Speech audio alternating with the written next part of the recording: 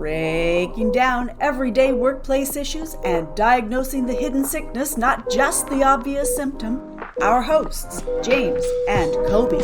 Did we lose a patient? No, that's just my lunch. Hey, thanks for joining us. I'm Kobe, he's James, and let's talk leadership. Yeah, so I really enjoy these leadership tips episodes. We have a lot of fun with them, and they seem to get a lot of really positive reactions. And so this first one, the first topic that I want to talk about is around the dangers of nepotism, favoritism, and conflict of interest. And this, we've talked about nepotism before, and it was actually a comment on our YouTube channel that kind of prompted us to revisit it again, asking us to specifically, look at how does this relate to in the nonprofit world. So leadership tips around nepotism, favoritism, and conflict of interest happen all the time. So how do we deal with that reality, and how as leaders can we try to insulate ourselves from the effects of it? Yeah, I think it's important to kind of talk a little bit about the kind of like give a little bit of context to why leadership and, or sorry, but why nepotism, sorry, in leadership, why nepotism and conflict of interest are something that is really unavoidable in a lot of contexts. So Hmm. whether it's in the private sector or nonprofit or or well, I guess not really in government, but mostly nonprofit and private sector, when you're talking about organizations that are in either like smaller regions or are populated by smaller communities or are part of generational have a generational history to them. Often things like nepotism and conflict of interest are really kind of like factual realities. So a good example is like, so we've worked with organizations in the private sector that have been in like the like long-standing sectors like fisheries, like Hmm. transportation and railroading, and like agriculture and stuff like that. And often in those sectors, it's families and long-standing I'm like a railroader because my father was a railroader because his father was. Yeah, right, like we literally heard that when working with clients in that yeah, sector. yeah, or like I own a big firm that and I hire from the people down the road who've been working for my family for a long time, or work with other firms and their generational pieces. So and often there's marriages involved in those close kind of communities and stuff like that. And or the other thing too is that there's a lot of organizations that are owned by groups like First Nations communities Hmm. or stuff like that that are part of their legacy and part of their mandate and part of their purpose is to support their community, right? And so they're populated by members of their community. The point that I would want to stress early on is that in many cases, nepotism in and of itself is not always negative. Yep. It's there are absolutely contexts in where it should be avoided. But I mean, if we see it a lot in small, medium-sized family businesses, right? Where it's either the first generation, second generation business that it has grown up and it has grown into a bit of a powerhouse and has become kind of an economic engine for an entire family to develop, and that is going to happen. Yeah. And that's not inherently bad. The where I think the issues become far more pronounced and far more problematic is in the example that the person on made in their comment. In nonprofits, you are, as an executive director or as the CEO of a nonprofit, you are acting on behalf of somebody other than yourself. In a corporate governance role, you are acting on behalf of people other than yourself. Mhm. And so making those types of decisions, especially in a nonprofit, I think the example was something like they ended up letting two people go and then hired the CEO's wife to be the financial controller. That's a clear both conflict of interest Mhm. and way that nepotism pans out in a very, very negative light. Yeah. Because if it was my business, like if it was Roman 3 and I decided to hire my wife as our controller, that's nobody's business other than ours because it's quite literally our business. Right. Yeah. But the context is important to understand. Mhm. And I think it's important for leaders to understand how damaging that context can be because we've talked previously about the difference between nepotism and favoritism and cronyism. Favoritism and cronyism, I've never seen work out in a good way. I've only ever seen them produce a net negative. Yeah. And I think that's really where I want us to draw a line in the sand to say that conflict of interest and nepotism, whether it's private or nonprofit sector, are often a factual reality, sometimes unavoidable, Hmm. sometimes just the situation because again, we're in a small area, our talent pool is small, it's full of a few big families or whatever, right? Whereas favoritism and cronyism, so cronyism is the idea of hiring people because of their like-mindedness to you or will fall in line and do things way that you want them done or are giving special treatment to people that you're close to, like family. And favoritism and cronyism are a choice. And I think Hmm. that that's something that is an important distinction. That nepotism and conflict of interest are a factual reality, and favoritism and cronyism are a choice.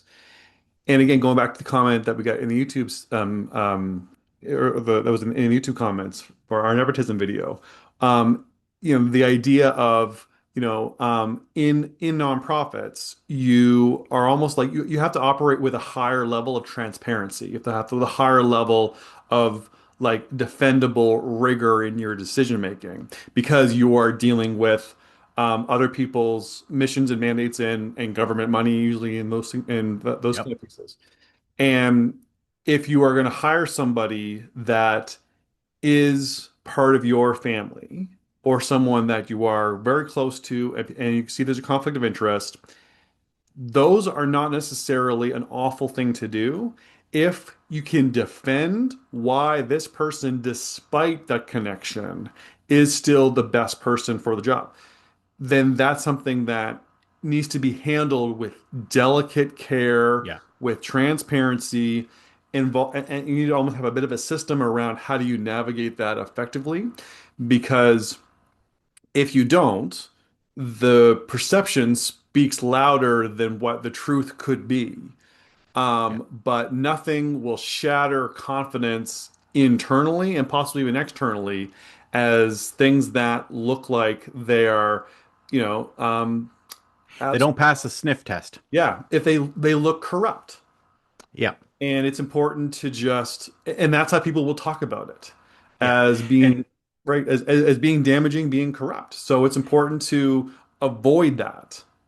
yeah, and the perception is critical here. I started off by saying, nepotism is not inherently bad. That also means that it's not inherently good, Mm, right? That it is neutral. It can go even in a situation where you may be full within your rights to choose the candidate based on nepotism. There's still a perception issue that you have to deal with. There's mm, still a fallout from that decision that you have to deal with. You have to work harder to avoid the perception of favoritism in those situations. You have to work harder to make sure that people understand that this is not a decision, this is a decision based on merit, or this is a decision that's based on something that's rooted in more than just, well, my buddy needed a job, so I'm going to give them a job, right. Absolutely. Which is cronyism which through, is cronyism. Yeah. right? So because the thing is that like so the things that like you say that that nepotism is inherently bad and it's not inherently good and that it's neutral. Well, it is neutral, but it's got a really bad reputation. I Oh mean, yeah, it's got a right? terrible perception. Yeah, because things like because again, like I think we've all again, if you see an org chart, like we've seen org charts cold, and like not really knowing much about the company, we see the org chart, and we see the last name of the CEO, and then we see that last name a few different times at different levels of the hierarchy in the executive or the middle management, and again, that is a red flag for us. Without Yeah. any context, we have It's no. something to be investigated. It is. It's just something that you're like, well, that doesn't seem right. As you said, that doesn't necessarily pass the sniff test. And it's just one of those things where because the it's more it more prominently goes wrong than it goes right. Yeah. And I think that's the reason why it has a bad reputation. But I mean, it's also when we work with organizations that have like have spouses that work together, have siblings that work together, and again, and if the value for why these people are in that role and why despite this connection this is a good combo, if that needs to be fought for harder than if that relationship didn't exist. Yeah. You need to do more work up front, more transparency, more systems in place. And the same thing goes with, actually, I hadn't intended us going down this road, but we might as well. When there's relationships that develop after people have been hired in a company, Mm. like again, we work with a client where the CEO and one of the executive leaders met in the job and ended up getting married during that time. And that when there's those personal and romantic relationships, that changes the dynamics too. Again, those are the things that they inherently create that because then conflict of interest and favoritism are become like a red flag for everybody because of the potential. And if the people involved in the organization does not have a mechanism, does not handle that properly, is not Hmm. transparent about that, then people's assumptions will become the law of the land. Yeah.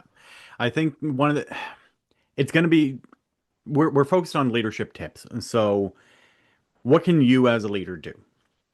I think fundamentally it's going to be really hard to avoid the perception of nepotism or conflict of interest at all times.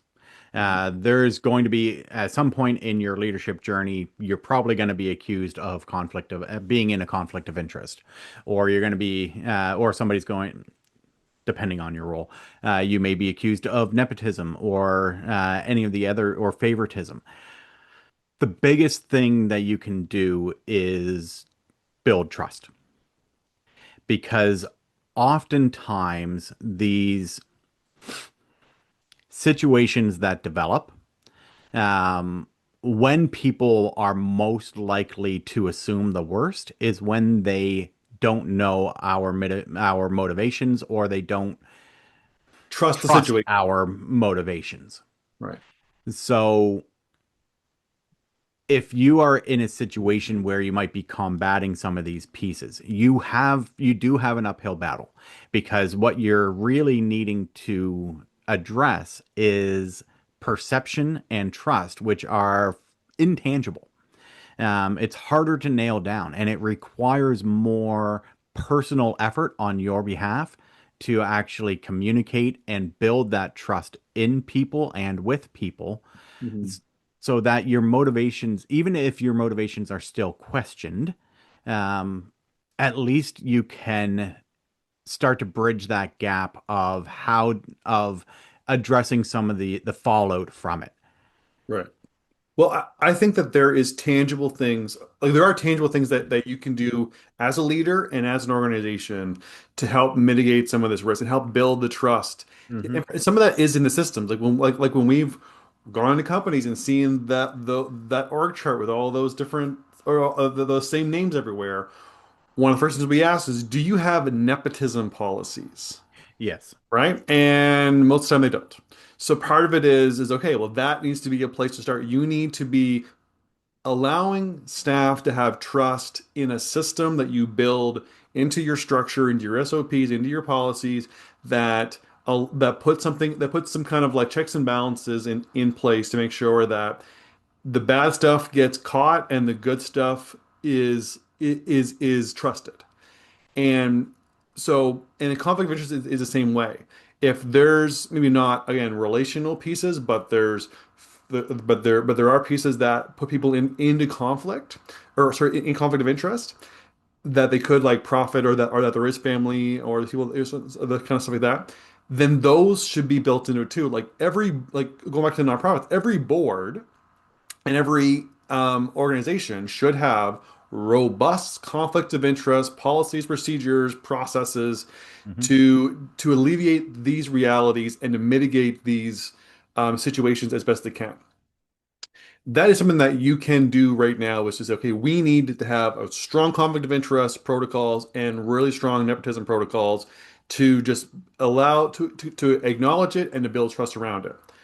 Favoritism, a little bit tougher, because Yeah. favoritism is a bit more subjective. Like, I mean, I know in the work that I've had over my career, I've had a hard time to make sure you just balancing or battling the optics of favoritism.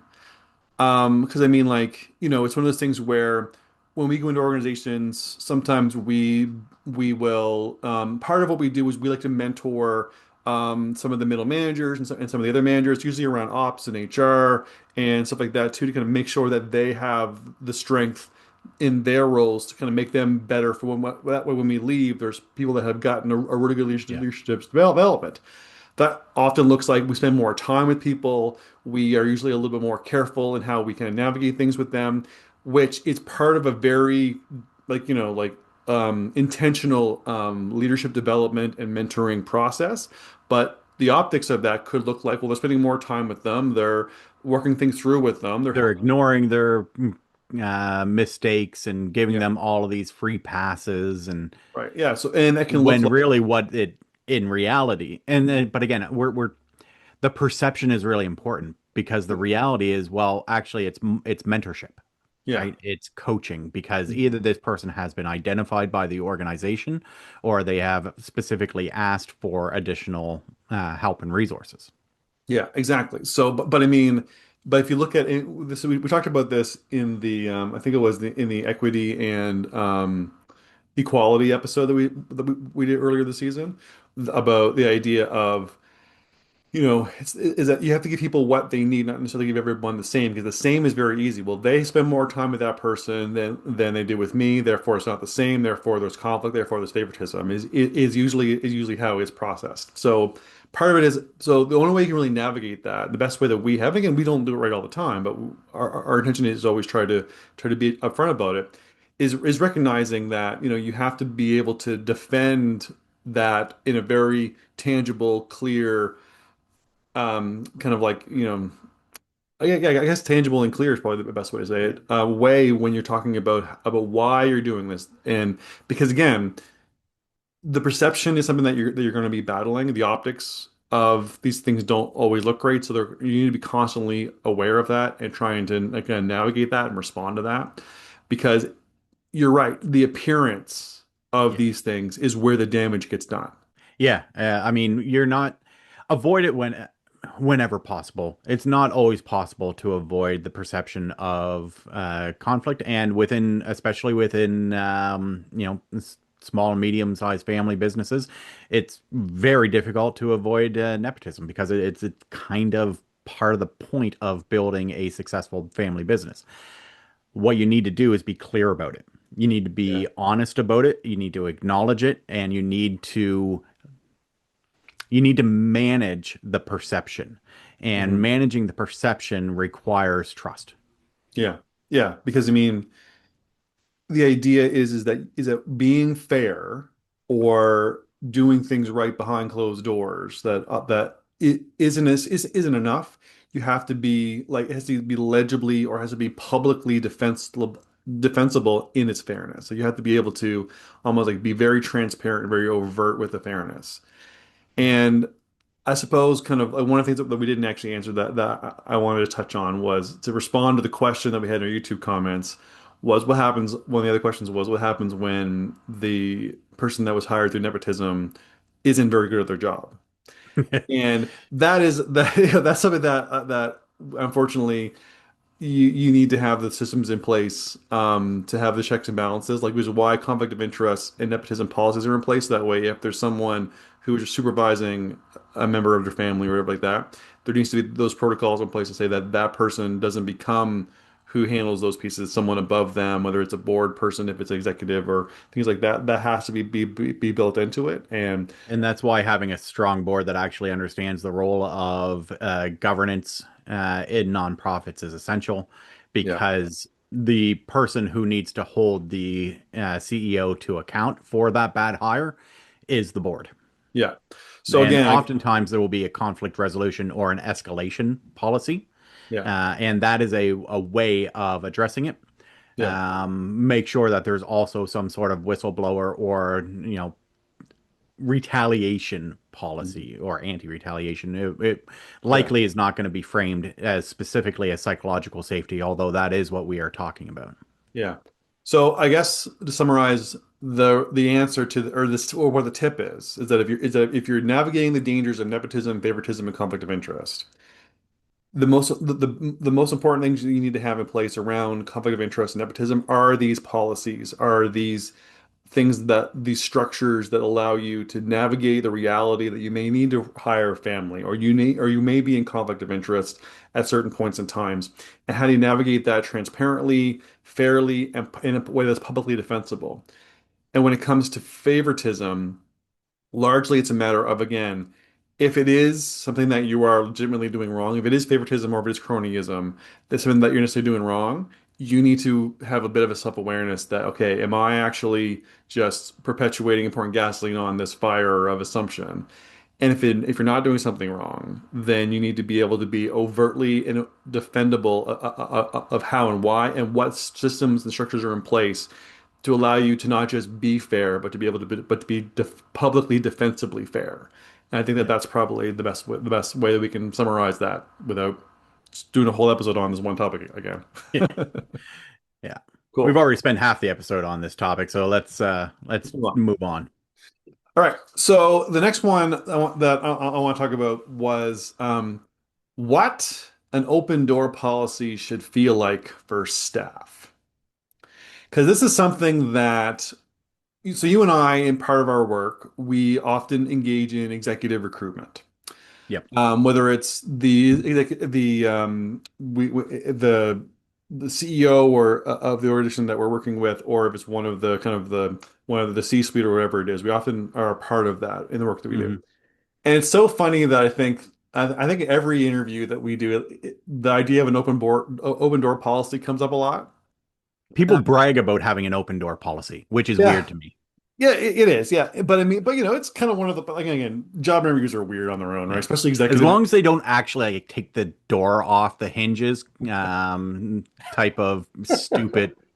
Anyways, Yeah, moving on. but but what should that actually feel like for staff? Because again, like we have like on more than one occasion, we've seen an executive be hired after bragging about their open door policy, only for their open door policy to be a literal the door is open. The people can come in, but often, but the person doesn't overly make them feel welcome when they come in, Yeah. or ask them to say, "Great, thanks for popping by. Why don't you book an appointment in my calendar for 2 weeks from now," or whatever it is, and it's something that the staff are like, "Well, that's not why I'm like that's not what I'm looking for," but so the idea of what an open door policy is and what it should be is sometimes they're in conflict. So I think it's important for us to just like kind of talk about what the staff need when Yeah. there is an open door policy. It really boils down to one simple word. It's accessibility. What staff are looking for, what an open door policy should feel like, is that you're accessible. Hmm.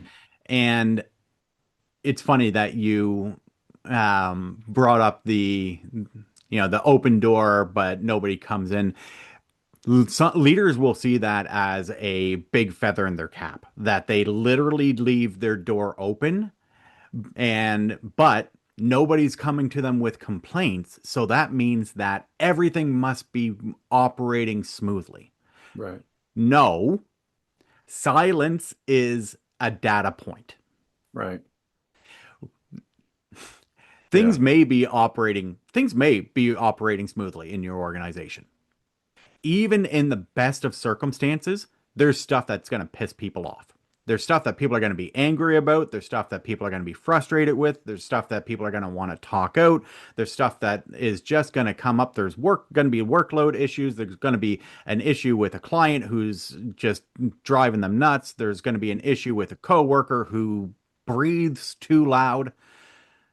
There are always going to be bubbling tensions within an organization, even when it is operating fairly smoothly. And so don't mistake silence for everything is perfectly fine, Mm. because what you may have created is a counterfeit psychological safety. Mm. An open door policy that does not feel accessible. Open door policies are often framed as they are quite literally like they're framed as a way of building psychological safety, right? On my door is open. You can come to me at any time. I want to hear your concerns. I care. I will listen. I will respond. Everything will be fine. Hmm. If that's the statement that you are making and people are not taking you up on it, if that's the statement that you are making and people don't feel that you are accessible, then you have not created an open door policy. You have created a false or counterfeit psychological safety. Yeah. Where you say we have these things, but then you don't walk the walk at all. Yeah.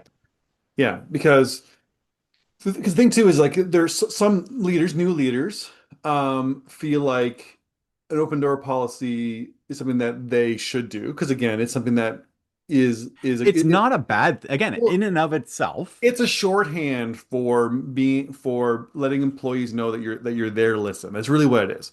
Yeah. But the thing is that but again, you don't have to always work with your door open. Open door policies should actually not be taken literally.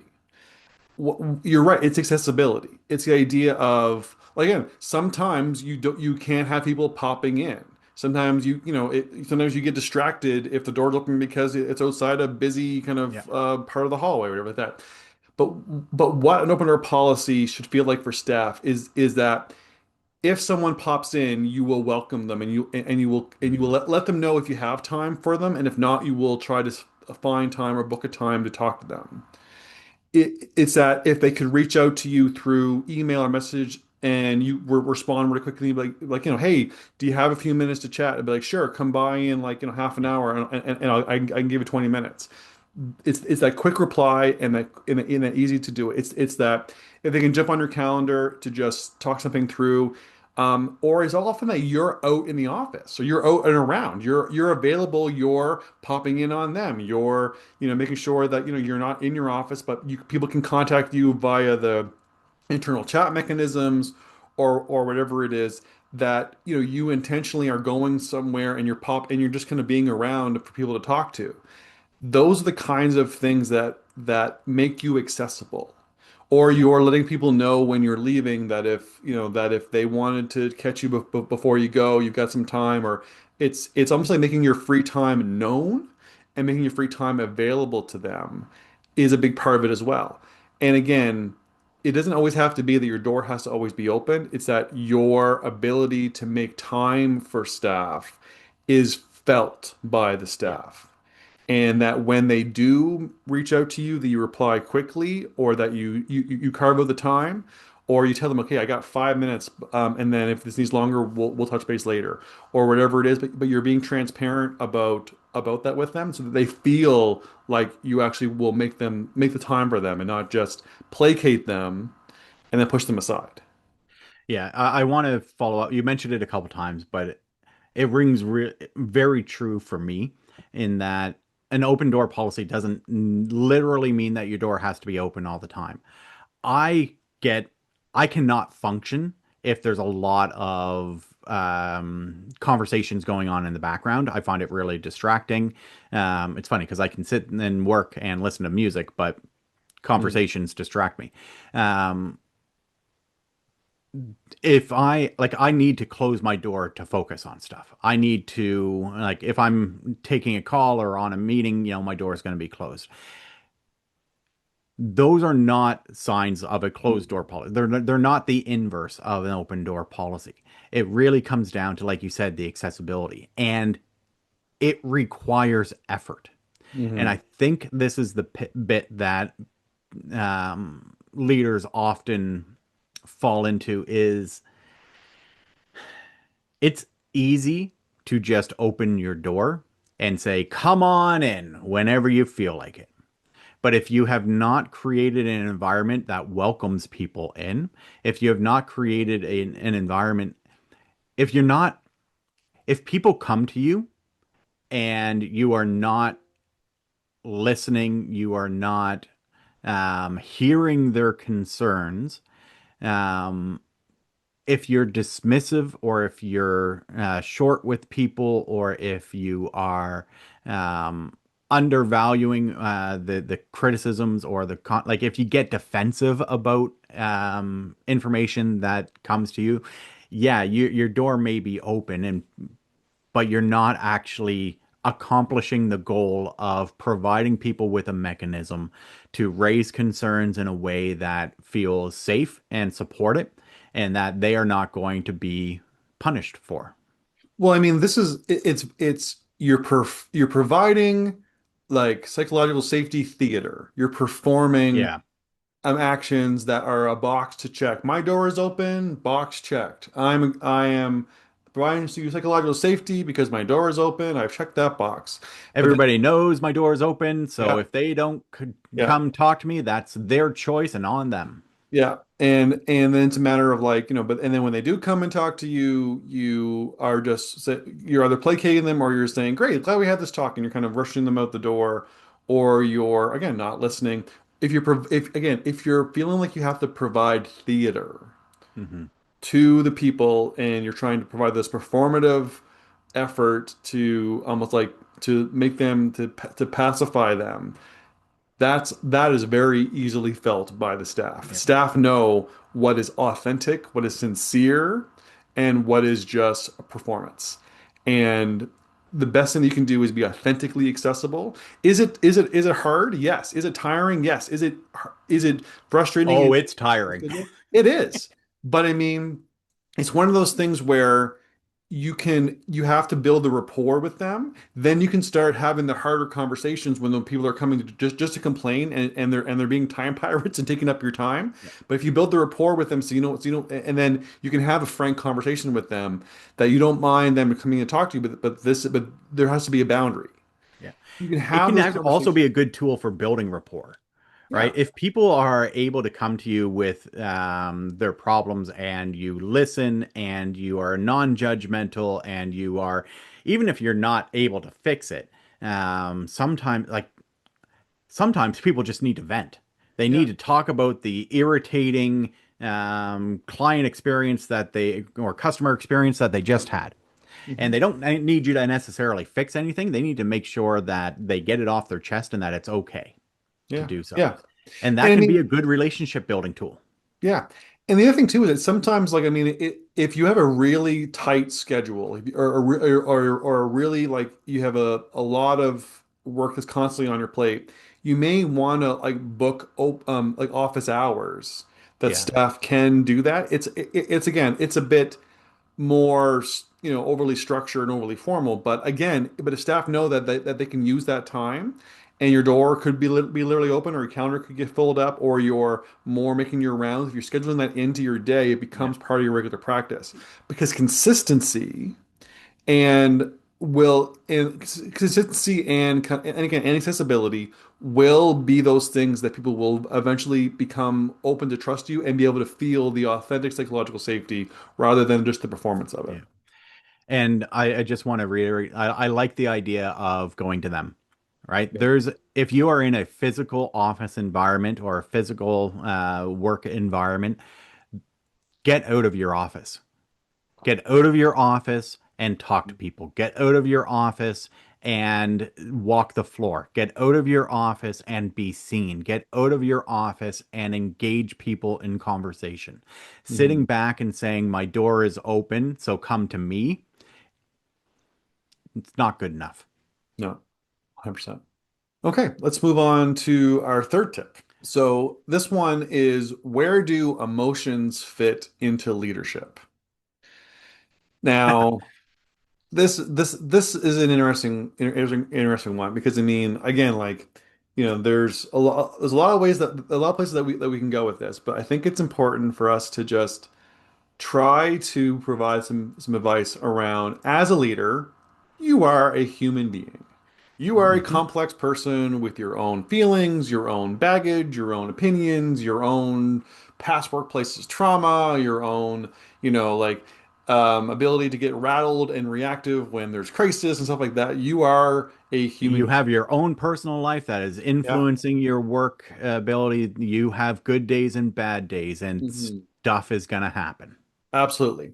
So, as a leader, that again, we often say you need to be consistent. You need to be, like, you need to provide like reliable respect with people. You need to kind of take your time, and you need to be you need to be strategic. You need to be tactical. And we put, we put a lot of you should be doing these things into the way we talk about leadership. So, but how can we allow you to still also have emotions and be a human being? Um, I don't know. James, do you have the answer for this one? There's a bit of irony in me being the one to talk about emotions. Um,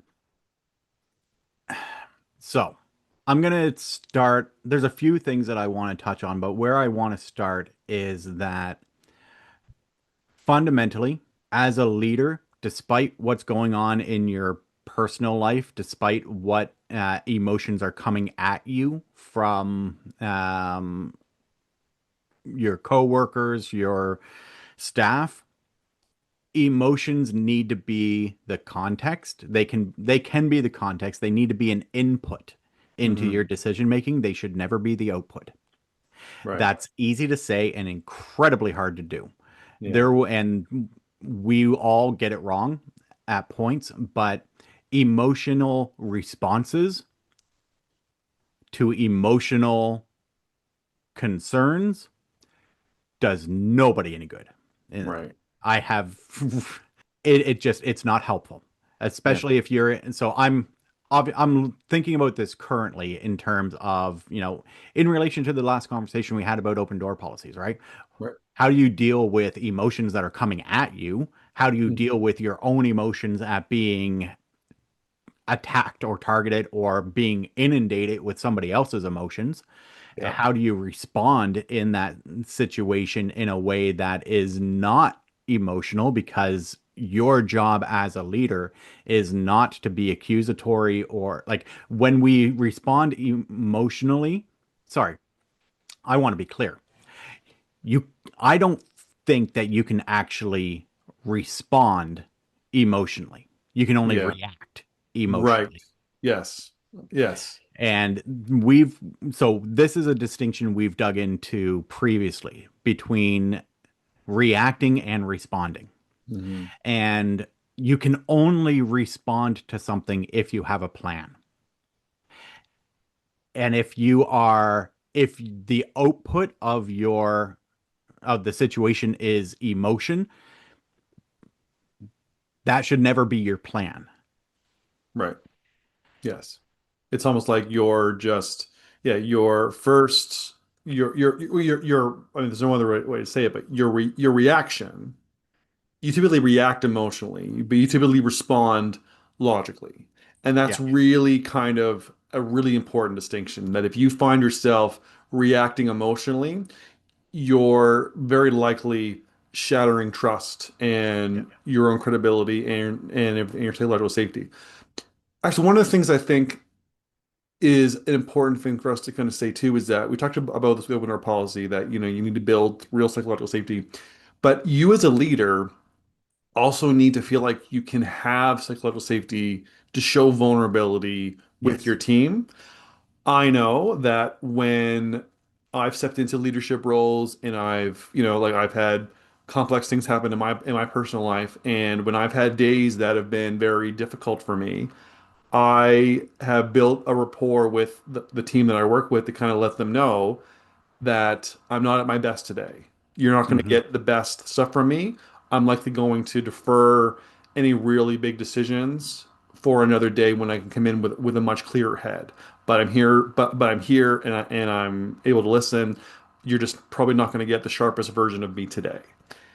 And that's something that comes with building trust, having time, and everything, and building the rapport and allowing yourself the same vulnerability that you're providing to other people.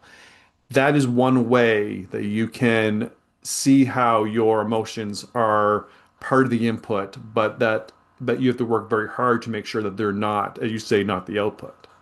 Yeah.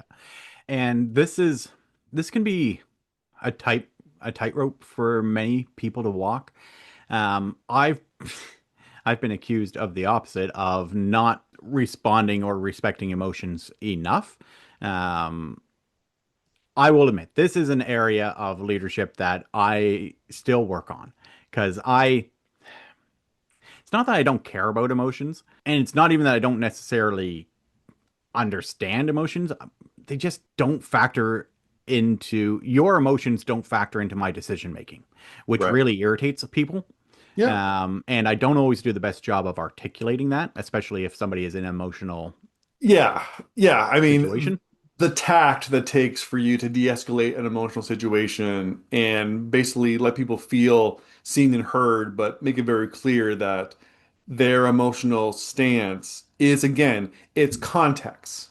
Yeah. It's not a decision. That your emotion and their emotion are data points, they are Yeah. context, but they And are I don't not. make decisions based on who shouts the loudest at me. Yeah. Yeah. But it's kind of like, but the reality is it's that double-edged sword where the most ineffective thing you can do to someone that's reacting emotionally is to tell them to calm down. Like, you know what I mean? Like it's Okay, I've learned at least that much to not yeah, use that phrase. yeah. I am at least that self-aware.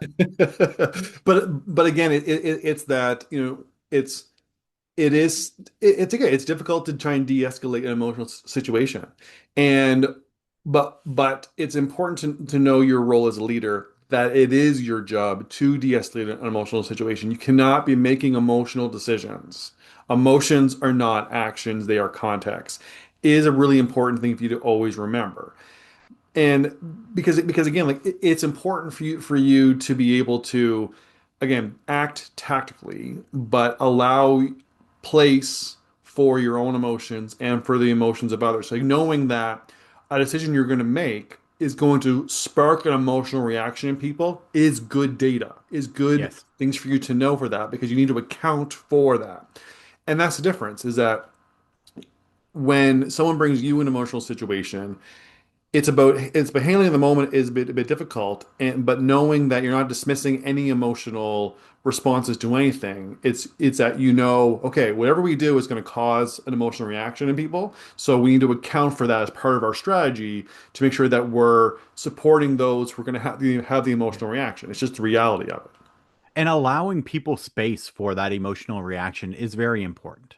Yeah.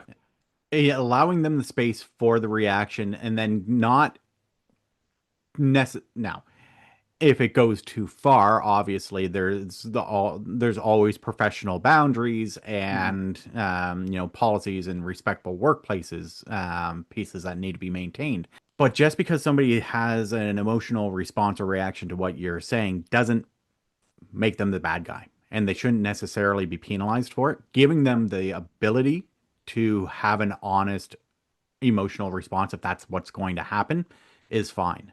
Well, I mean, And what you I've seen many times is that after the fact, that person will come back and say, and maybe not apologize, but provide a more context and yeah. reframe their piece in a more logical. Or often just kind of acknowledge the energy that they brought to it, right? Yeah, Because again, as humans, we need to give other humans the grace to be a human. yeah. But that being said, that grace is a small runway for them to kind of allow for that, but there's boundaries around that. And again, you as a leader, you can't be an emotional robot. The idea of the stoic emotionless leader is something that is not going to be any good to anybody. But a leader who leads emotionally is a dangerous person. Oh.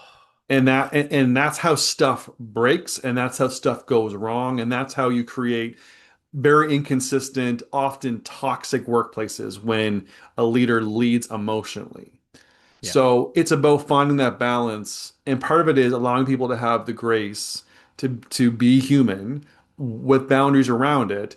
You recognizing that your own emotions and their emotion is context, but not necessarily actions or outcomes, and that you need to be able to better respond to situations in a way that makes people feel heard, but also so it creates psychological safety in them. But again, giving yourself the same psychological safety to be vulnerable, to provide context, and to allow for, the reality of the situation that you're feeling. Because again, like a lot of these things kind of turn into things around like emotional intelligence, about Yeah. knowing about your own emotions, emotions of others, and there's even things around like the psychology of like emotionality, which is like a psychological trait that is about how intensely a person experiences and processes feelings and stresses and stuff like that too. So like there's even actually, you know what? There's a lot to that as well. Yeah, I mean, emotional intelligence alone is Mm. a substantial topic, right? Yeah. And we've talked around it a little bit. Mm. You need to have the self-awareness to be able to recognize where emotions are coming from or what emotions are driving. Because although frustration and anger may present very Mm. similarly, or fear, especially fear and anger, Yeah. may present very similarly. The root cause of them is very different, and the way in which it needs to be accounted for is very different. Yeah. You know what? I think that we could actually go on a really long tangent talking about this.